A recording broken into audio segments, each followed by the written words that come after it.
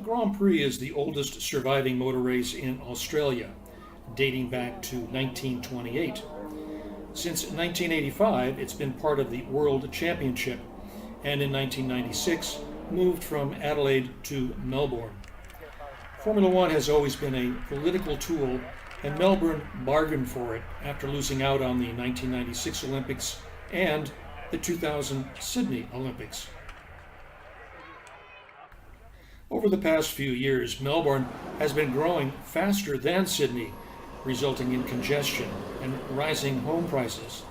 But it's easy to get around. Melbourne has the largest urban tram system in the world.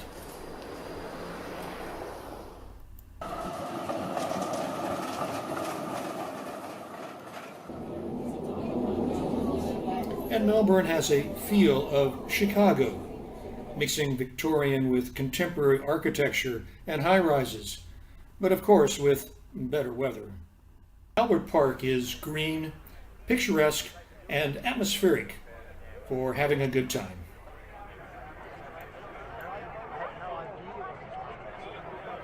Australia has a rich motorsports heritage, notably Jack Brabham, three-time world champion, 1980 world champion Alan Jones, and Mark Webber and Daniel Ricciardo, and we can't forget New Zealander Bruce McLaren and Chris Amon. And the greats of racer as well, international stars like Jim Clark in the Tasman series in the 1960s. It was like baseball's winter ball.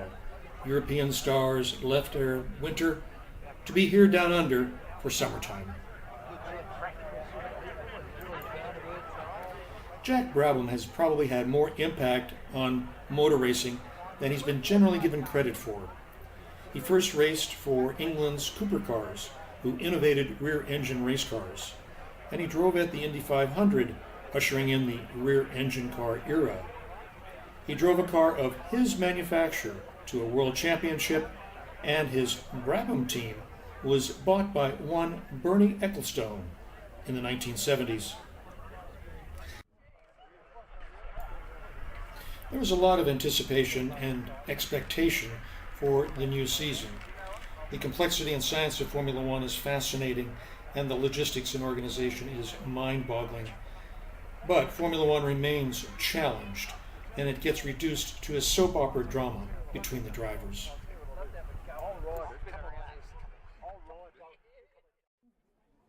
Sebastian, if you just come up to the front of the stage just for a quick moment so that people can get a good picture of you.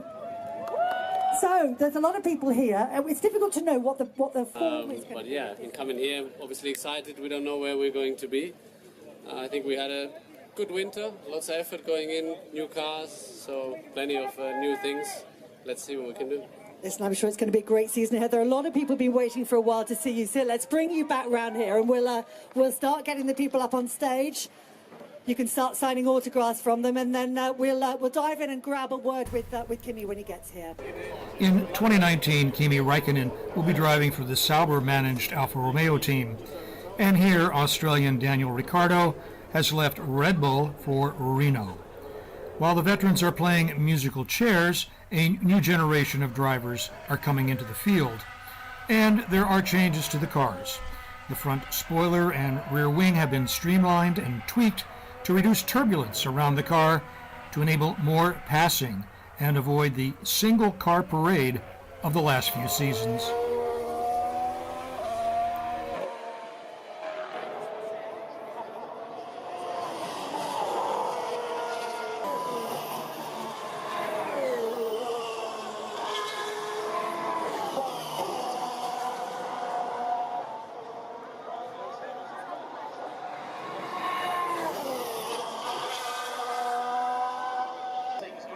Overnight, that like to put it back on again today, the movement's not there. That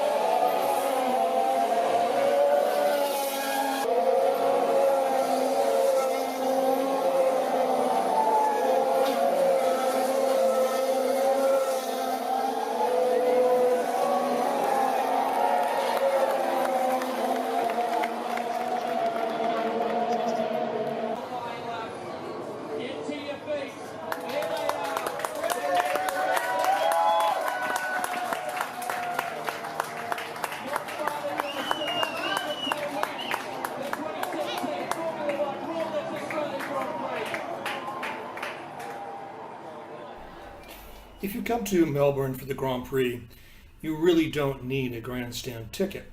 You can walk around the circuit, get a collapsible chair, find a spot with a nearby jumbo TV screen, and plop down early.